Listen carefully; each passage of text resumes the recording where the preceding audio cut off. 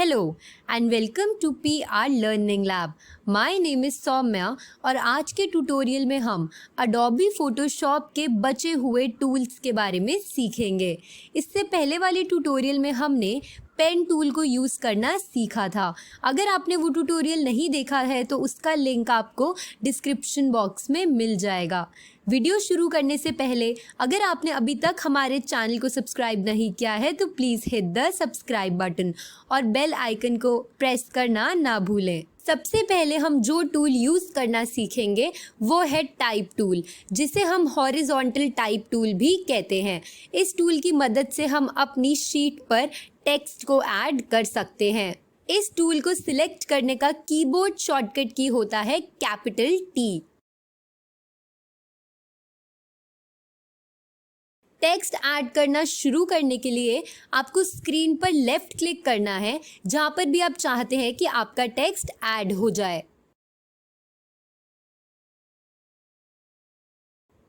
और वहां पर जाकर आप सिंपली टाइप करना शुरू कर सकते हैं। टेक्स्ट ऐड करने का दूसरा तरीका है कि अपने पेज पर जाकर लेफ्ट क्लिक करने के बाद इस तरीके से बॉक्स को आप ड्रैग करना शुरू कर सकते हैं। बॉक्स की हेल्प से हम जो भी टेक्स्ट ऐड करेंगे वो सिर्फ हमारे बॉक्स के अंदर ही शो होगा। अगर हम ज़्यादा लिख देंगे और वो हमारे बॉक्स में फिट नहीं होगा तो वो हमें स्क्रीन पर भी विजिबल नहीं होगा।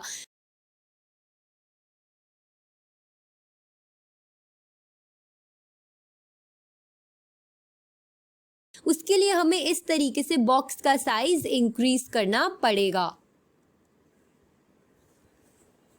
और इसी बॉक्स को यूज करके आप टेक्स्ट को हाइड भी कर सकते हैं।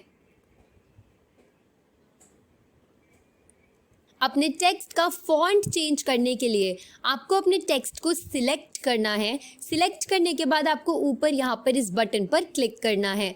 यहाँ पर आपको कई सारे फॉन्ट्स दिखेंगे। आप इनमें से कोई भी फॉन्ट चूज कर सकते हैं और अगर आपको इनके अलावा कोई और फॉन्ट लेना है तो आप उसे इंटरनेट से डाउनलोड करके इंस्टॉल भी कर सकते हैं। अगर आपको टाइप टूल को डीसिलेक्ट करना है तो आपको अपने कीबोर्ड पर सिंपली एस्केप की को प्रेस करना है। एस्केप की वाला सिस्टम यूजुअली अडोबी फोटोशॉप के नए वाले वर्जन में हमें मिलता है। अगर आपके पास नया वर्जन नहीं है तो आप सिंपली अपनी स्क्रीन पर कहीं पर भी क्लिक कर सकते हैं तो आपका टाइप टूल डीसिलेक्ट हो जाएगा। अब मैं इसके लिए भी फॉन्ट चेंज करूंगी।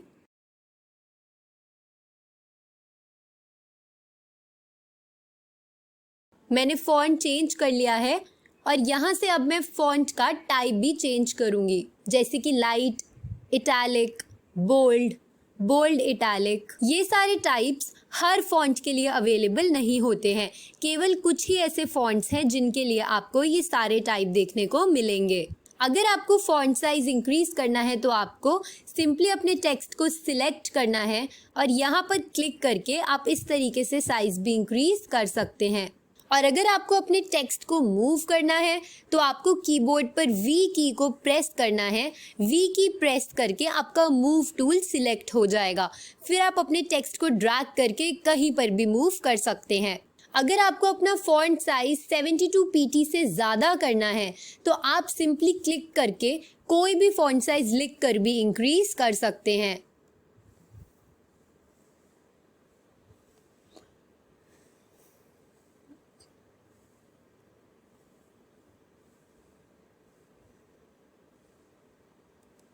और अब मैं अपनी ओरिजिनल फाइल की तरफ वापस जाऊंगी। अगर आपको अपने टेक्स्ट का कलर चेंज करना है तो आपको वापस अपने टेक्स्ट को सिलेक्ट करना है और फिर यहाँ पे कलर वाले ऑप्शन पर क्लिक करना है।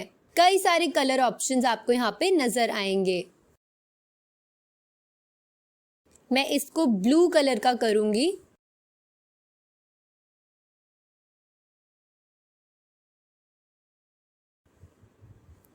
और देयर के लिए मैं रेड कलर सिलेक्ट करूंगी। अब मैं आपको बताऊंगी कि टाइप टूल की मदद से आप और क्या क्या कर सकते हैं।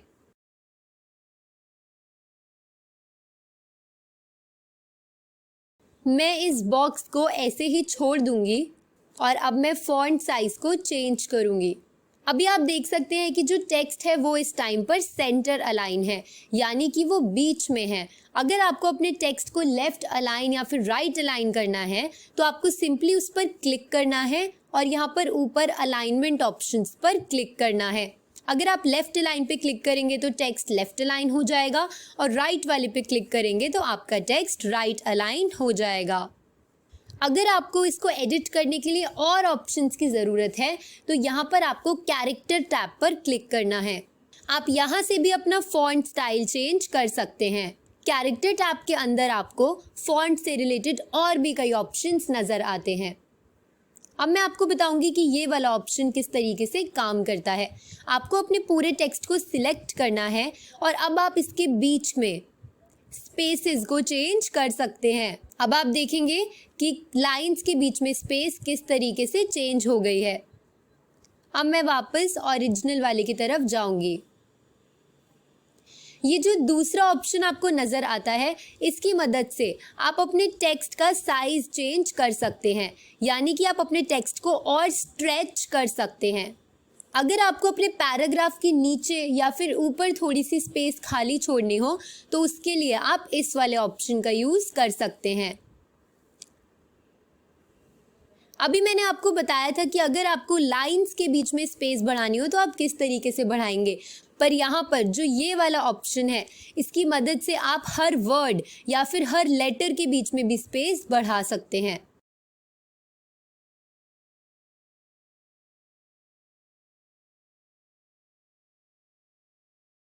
इसके अलावा आप टेक्स्ट को बोल्ड कर सकते हैं, इटैलिक कर सकते हैं या फिर अपने पूरे टेक्स्ट को कैपिटल कर सकते हैं, सबस्क्रिप्ट भी कर सकते हैं, सुपर सबस्क्रिप्ट भी कर सकते हैं। इसके अलावा आप टेक्स्ट को क्रॉस और अंडरलाइन भी कर सकते हैं। तो ये तो हुई कैरेक्टर टैब की बात। इसके साइड में आपको पैराग्राफ का भी ऑप्शन नजर आएगा। अब हम देखेंगे कि पैराग्राफ के अंदर हमें क्या और ऑप्शंस मिलते हैं। सबसे पहले तो हमें अलाइनमेंट ऑप्शंस ही नज़र आएंगे, जो मैं आपको ऑलरेडी दिखा चुकी हूँ। सेंटर अलाइन, लेफ्ट अलाइन और राइट अलाइन। नॉर्मल अलाइनमेंट के अलावा हमें यहाँ पर कुछ और अलाइनमेंट ऑप्शंस नज़र आएंगे। इन्हें हम कहते हैं जस्टिफाई अलाइनमेंट, और ये वाला ऑप्शन होता है नॉर्मल जस्टिफाई ऑल। अब आप देख सकते हैं कि जस्टिफाई अलाइनमेंट किस तरीके से नज़र आती है। ये हमारे पूरे बॉक्स को टेक्स्ट से कवर करती है। अभी आपको ज़्यादा चेंजेस नहीं दिख रहे होंगे, पर जब आप कोई बड़े पैराग्राफ को ऐसे चेंज करेंगे तो वहाँ पर आपको आराम से चेंजेस नज़र आएंगे। आपको टेक्स्ट को सिलेक्ट करना है और अब मैं आपको बताऊंगी कि आप अपने टेक्स्ट को किस तरीके से कर्व कर सकते हैं। उसके लिए आपको इस ऑप्शन पर क्लिक करना है। यहाँ पर एक छोटी सी विंडो ओपन हो जाएगी। यहाँ पे स्टाइल के अंडर आपको आर्क वाला ऑप्शन सिलेक्ट करना है, तो आप देखेंगे कि आपका टेक्स्ट आर्क की तरह सिलेक्ट हो जाएगा। और यहाँ से आप अपने टेक्स्ट का बेंड भी चेंज कर सकते हैं कि आप किस तरफ अपने टेक्स्ट को बेंड करवाना चाहते हैं। फिर नेक्स्ट ऑप्शन आता है हॉरिजॉन्टल डिस्टॉर्शन, तो आप उसको भी इंक्रीज और डिक्रीज कर सकते हैं। तो वैसे ही आपको यहाँ कई सारे ऑप्शंस दिखेंगे और आप अपने हिसाब से इन सब को ट्राई कर सकते हैं।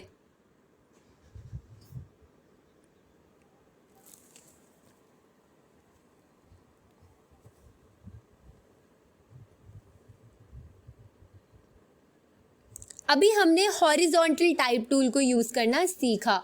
उसी की तरह हमारे पास एक ऑप्शन आता है vertical type tool. Vertical type tool सिर्फ हमारे टेक्स्ट को वर्टिकल टाइप करने में हेल्प करता है, जैसे कि आप देख सकते हैं।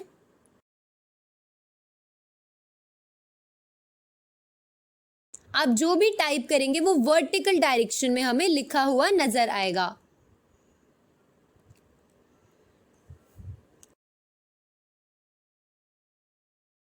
इसके बाद नेक्स्ट ऑप्शन हमें मिलता है वर्टिकल टाइप मास्क टूल और horizontal type mask tool. Masking के बारे में मैं आपको आगे आने वाले ट्यूटोरियल्स में एक्सप्लेन करूंगी। टाइप टूल के बाद जो नेक्स्ट टूल हमें मिलता है वो है path selection tool. Path selection tool की मदद से हम किसी भी पाथ को सिलेक्ट कर सकते हैं। जैसे मैंने आपको लास्ट ट्यूटोरियल में दिखाया था कि पेन टूल की मदद से आप किस तरीके से पाथ ड्रॉ कर सकते हैं, तो इस टूल की मदद से आप उस पाथ को सिलेक्ट करेंगे जो आपने पेन टूल की मदद से ड्रॉ किया था। अब हम अपने नेक्स्ट टूल की तरफ बढ़ेंगे। ये टूल है रेक्टेंगल टूल। रेक्टेंगल टूल की मदद से हम अलग अलग तरीके की शेप्स को ड्रॉ कर सकते हैं। आप देख सकते हैं यहाँ पर आपको कई सारे ऑप्शंस नज़र आएंगे। Rounded rectangle tool, ellipse tool, polygon tool, line tool and custom shape tool. अब मैं आपको सबसे पहला टूल जो कि रेक्टेंगल टूल है वो एक्सप्लेन करूँगी। आप सिंपली क्लिक करके इस तरीके से ड्रैग करके एक रेक्टेंगल ड्रॉ करेंगे। यहाँ पर कलर वाले ऑप्शन पर क्लिक करके आप अपने शेप को एक कलर दे सकते हैं। और अगर आप कोई स्ट्रोक ऐड करना चाहते हैं, यानी कि कोई बॉर्डर ऐड करना चाहते हैं, तो आप यहाँ स्ट्रोक बटन पे क्लिक करके कर सकते हैं। इसका अगले वाले ऑप्शन को यूज़ करके आप अपने स्ट्रोक की इंटेंसिटी को इंक्रीज या डिक्रीज कर सकते हैं। यहाँ पर प्रॉपर्टी टैब के अंडर आप अपने रेक्टेंगल की विड्थ और भी कई सारी चीज़ें चेंज कर सकते हैं। अगर मुझे अपने रेक्टेंगल के कॉर्नर्स को कर्व करना है तो मैं इस वाले ऑप्शन पर क्लिक करूंगी और फिर अपने कीबोर्ड पर एंटर प्रेस कर दूंगी। यहाँ पर हमने लॉक्ड बटन को सिलेक्ट किया हुआ है, इसलिए चारों कॉर्नर्स एकदम इक्वली कर्व हुए हैं। अगर मुझे सिर्फ एक कॉर्नर को चेंज करना हो तो मैं इस लॉक बटन को रिमूव करूंगी और इस बार जब मैं कर्व करूंगी तो आप देखेंगे सिर्फ एक कॉर्नर जिसको मैंने सिलेक्ट किया था वही कर्व होगा, बाकी सारे वैसे ही रहेंगे। अब मैं आपको नेक्स्ट टूल के बारे में बताऊंगी जो है rounded rectangle tool. Rounded rectangle tool वो होता है जिसके कॉर्नर्स ऑलरेडी कर्व्ड होते हैं, तो हमें उनको कर्व करने की ज़रूरत नहीं पड़ेगी, जैसा हमने पहले वाले रेक्टेंगल में किया था।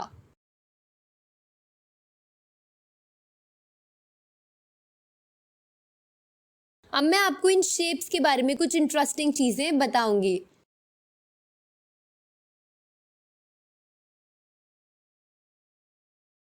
तो अब मैं वापस अपने पहले वाले टूल पर मूव करूंगी, पर यहाँ पर तो रेक्टेंगल टूल को मैंने सिलेक्ट किया है। अगर मुझे इसको यूज़ करके स्क्वायर बनाना हो तो आपको क्या लगता है कि मैं कैसे बनाऊंगी? आपको लग रहा होगा कि मैं क्लिक करके इसको स्क्वायर वाली शेप में ड्रैग करूंगी तो ये स्क्वायर बन जाएगा, पर ज़रूरी नहीं है कि ऐसा करके हमें स्क्वायर शेप एकदम एक्यूरेट मिले, क्योंकि स्क्वायर की चारों साइड्स इक्वल होती हैं, तो वो खुद से बनाना थोड़ा सा मुश्किल हो जाता है।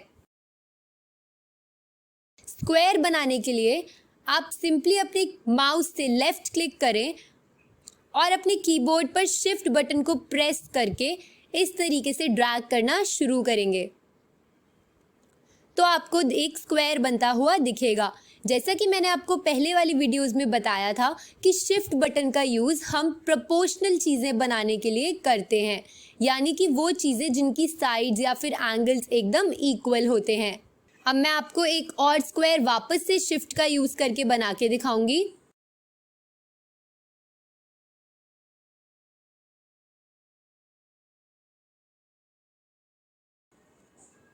आप देखेंगे मैं किसी भी डायरेक्शन में स्क्वायर को इजीली बना सकती हूँ, पर जहाँ से भी मैं स्क्वायर को बनाना शुरू करूँगी वो मेरी एक साइड होगी। अगर मुझे स्क्वायर को इस तरीके से बनाना है कि जहाँ पर भी मैं क्लिक करूँ वहाँ पर मेरे स्क्वायर का सेंटर आए, तो उसके लिए मैं क्या करूँगी? तो ऐसा करने के लिए मुझे शिफ्ट के साथ साथ अपने कीबोर्ड में ऑल्ट बटन को भी प्रेस करना पड़ेगा।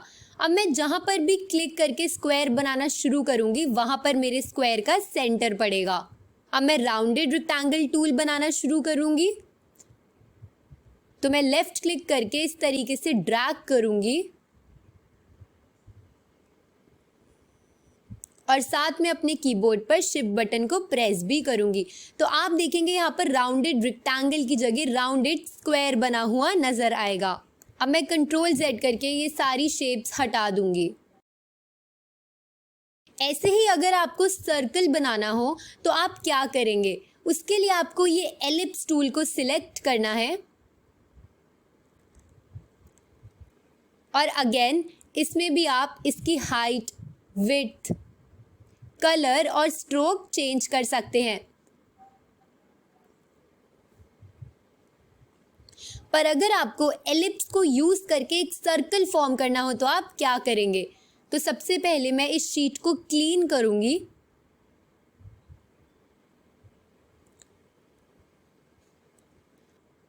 और उसके बाद मैं कीबोर्ड शॉर्टकट की यू को प्रेस करके एलिप्स टूल को वापस सिलेक्ट करूंगी।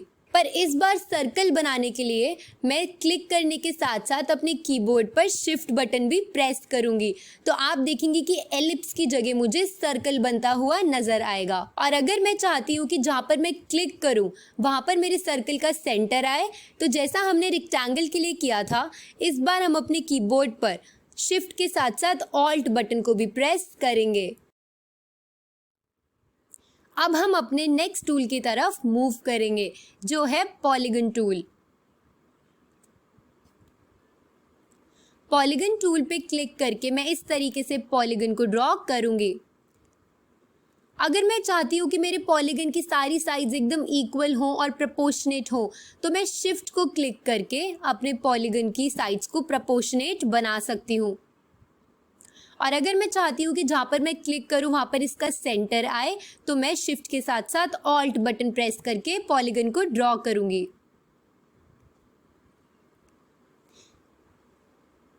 इसके अलावा ऐसी बहुत सी शेप्स हैं जो हमें बनाने की ज़रूरत पड़ सकती है, जैसे कि शेप स्टार। स्टार बनाने के लिए मैं सिंपली इस वाले बटन पे क्लिक करूँगी और इसके अंडर भी हमें कई सारे ऑप्शंस मिलेंगे, जैसे कि थिकनेस, कलर, रेडियस और भी कई सारे। मैं यहाँ पर स्टार वाले बटन पे टिक करूँगी और अब अपनी शीट पर ड्रैग करना शुरू करूँगी। यहाँ पर आपको एक ऑप्शन नज़र आ रहा होगा साइड्स। आप देखेंगे इस स्टार की सिर्फ 5 साइड्स हैं, तो अगर मैं यहाँ पर साइड्स पर 9 लिखूँगी और अपनी शीट को ब्लैंक करके वापस से पॉलीगन सिलेक्ट करके क्लिक करूँगी और ड्रैग करना शुरू करूँगी, तो इस बार मुझे 9 साइड्स वाला स्टार नज़र आएगा। अब मैं आपको शेप टूल्स के बारे में और भी एक इंटरेस्टिंग चीज़ के बारे में बताऊंगी। मैं वापस से शेप टूल सिलेक्ट करके एक रेक्टेंगल ड्रॉ कर लूँगी। इस बटन पे क्लिक करके यहाँ पर आप देखेंगे न्यू लेयर का ऑप्शन नज़र आएगा। अगर आप न्यू लेयर के ऑप्शन को सिलेक्ट करेंगे, इसका मतलब जब भी आप कोई भी शेप बनाएंगे तो यहाँ पर राइट साइड में एक नई लेयर क्रिएट हो जाएगी। पर अगर मैं इस वाले ऑप्शन को हटाकर कंबाइन लेयर वाला ऑप्शन सिलेक्ट करूँगी, तो मैं सेम लेयर के अंडर कई सारे रेक्टेंगल्स को क्रिएट कर सकती हूँ।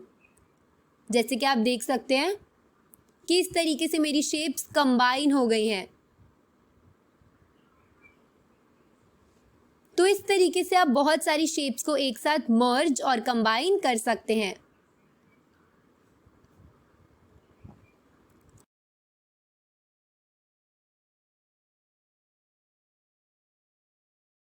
अब मैं वापस इन सबको इरेज करूंगी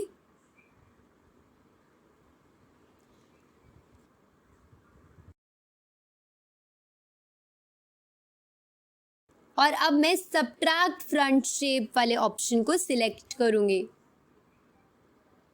आप देखेंगे कि इस तरीके से मेरा शेप वाला पार्ट एकदम ब्लैंक कलर का नजर आएगा, मतलब उसमें कोई भी कलर मुझे फिल हुआ नहीं दिखेगा। अब मैं अपने कीबोर्ड पर वी बटन को प्रेस करके जब मूव टूल को सिलेक्ट कर लूँगी, तो आप देखेंगे ये पूरी की पूरी एक शेप बन के नज़र आएगी और इस तरीके से मैं इसको मूव कर सकती हूँ। तो इन ऑप्शंस के साथ आप काफ़ी कुछ कर सकते हैं। नेक्स्ट टूल हमें नज़र आएगा लाइन टूल। जैसे कि नाम से ही सुनकर पता लग रहा है, लाइन टूल की मदद से हम लाइंस को क्रिएट कर सकते हैं। यहाँ ऊपर से मैं अपने लाइन की टाइप को सिलेक्ट कर सकती हूँ। जिस भी टाइप की लाइन मुझे चाहिए, मैं सिंपली उसको सिलेक्ट कर लूँगी और अपने कीबोर्ड पर एंटर की को प्रेस कर दूँगी।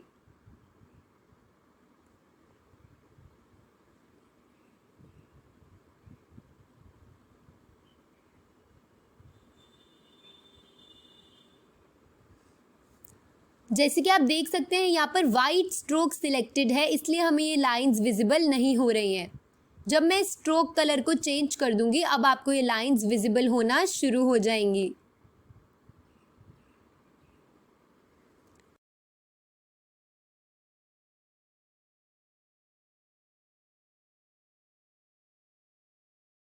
इस बार भी वाइट ही सिलेक्टेड था, तो अब मैंने स्ट्रोक को वापस से रिमूव कर दिया है, तो अब आपको ये वाली लाइन भी क्लियरली नजर आ रही होगी। अब मैं कंट्रोल Z करके इन सारी लाइंस को डिलीट करूंगी। अब जो लास्ट टूल हमारे पास नजर आता है वो है कस्टम टूल। कस्टम टूल की मदद से हम कोई भी शेप क्रिएट कर सकते हैं। यहाँ पर ऊपर आपको शेप्स वाले ऑप्शन में कई सारी शेप्स नज़र आएंगी। जैसे कि आप देख सकते हैं ये वाली शेप ऑलरेडी सिलेक्टेड है। जब मैं क्लिक करके ड्रैग करूँगी तो इस तरीके से मुझे एक ब्लू कलर की ट्री टाइप शेप नज़र आएगी, पर इसका कलर पूरा ब्लू है। अगर मैं अपने कीबोर्ड पर सिंपली एंटर को प्रेस कर दूंगी तो आप देखेंगे ये ब्लू वाला पोर्शन हट चुका है। वैसे ही हम और भी शेप्स को सिलेक्ट कर सकते हैं। तो कस्टम शेप टूल का यूज हम कस्टम शेप्स को बनाने के लिए करते हैं। और यहां से मैं इन शेप्स का कलर भी चेंज कर सकती हूं। अब मैं एक नई शेप सिलेक्ट करूंगी बोट्स के अंडर। अब आप देखेंगे मुझे कई तरीके की बोट्स नजर आएंगी।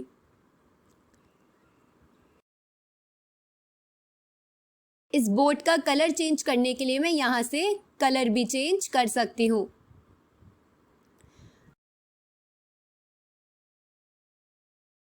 अब हम जाएंगे अपने अगले टूल की तरफ, जो है रोटेट व्यू टूल।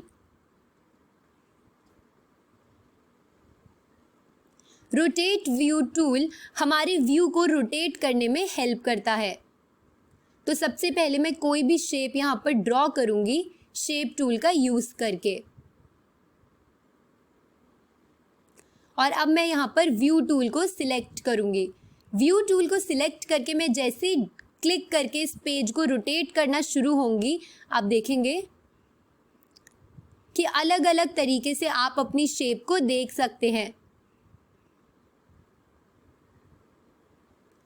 पर अगर मैं अपने कीबोर्ड पर शिफ्ट को प्रेस करके रोटेट करूंगी तो मैं सिर्फ इसको कुछ सिलेक्टेड एंगल्स में ही रोटेट कर पाऊंगी, जैसे कि 90, 180। अब हम जाएंगे अपने नेक्स्ट टूल की तरफ। ये है जूम टूल। जूम टूल का कीबोर्ड शॉर्टकट होता है Z। जैसे कि आपको नाम से ही समझ आ रहा होगा, जूम टूल की मदद से हम अपने कैनवस को जूम कर सकते हैं। आप अपने कीबोर्ड पर Z की को प्रेस करके सिंपली क्लिक करेंगे तो इस तरीके से ये जूम इन होता रहेगा। अब आप अपने Z वाली कीबोर्ड की को छोड़कर सिंपली नॉर्मल क्लिक करना शुरू करेंगे तो ये जूम आउट होना शुरू हो जाएगा।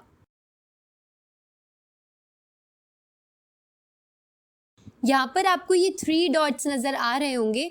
इनकी हेल्प से हम अपने टूल बार को ही एडिट कर सकते हैं।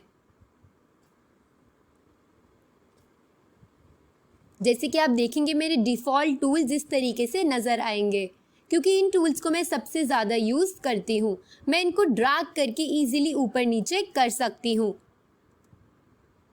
यहाँ पर आपको एक स्क्वायर नज़र आ रहा होगा जिसको हम कलर पैलेट बोलते हैं। इस पर क्लिक करके हम सिंपली अपने कलर्स को चेंज कर सकते हैं।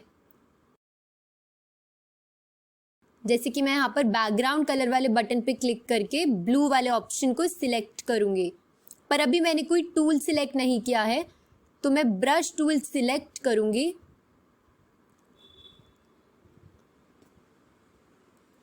और अब जब मैं ड्रॉ करूँगी तो आप देखेंगे कि ये ब्लैक कलर से ड्रॉ करेगा, क्योंकि हमने ब्लैक कलर को फ्रंट कलर के रूप में सिलेक्ट किया हुआ है। पर जब मैं अपने फ्रंट कलर को ब्लू कर दूंगी तो अब जब मैं ड्रॉ करूंगी तो वो ब्लू कलर से ड्रॉ होगा। तो ये होते हैं फोरग्राउंड और बैकग्राउंड कलर्स। और इसी के साथ हमने अडोबी फोटोशॉप के सारे टूल्स को अच्छे से सीख लिया है। और अब इन टूल्स को यूज़ करके आप काफ़ी चीज़ें बना सकते हैं, जैसे कि पोस्टर्स बनाना।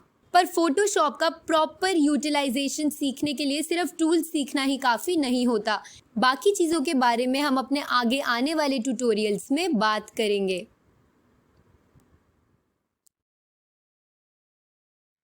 अगर आपको ये वीडियो पसंद आया तो प्लीज़ इस वीडियो को लाइक और शेयर ज़रूर कीजिएगा और हमारे चैनल को सब्सक्राइब करना ना भूलें। Thank you.